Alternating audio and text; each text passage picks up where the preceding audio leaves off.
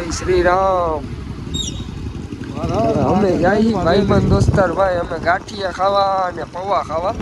આ અમારે લાલીઓ હે અને ઓલા વિશાલભાઈ હે, અમારા કાળ ભૈરવના ભગત હે આ ભાઈ. કાળ ભૈરવના પૂજારી હે વિશાલભાઈ, અમારા ભેગા હે. હવે નીકળી ગયા અમે જઈ પૌવા ખાવા. આ 1.5 લાખમાં આપણે દેવાની હે ભાઈ. અચ્છા, કોઈને લેવી હોય તો કહીજો, બરાબર? ઓન સેલ હે. વન ઓનર હે, કમ્પ્લીટ ગાડી હે. મજા આવશે. શું હે?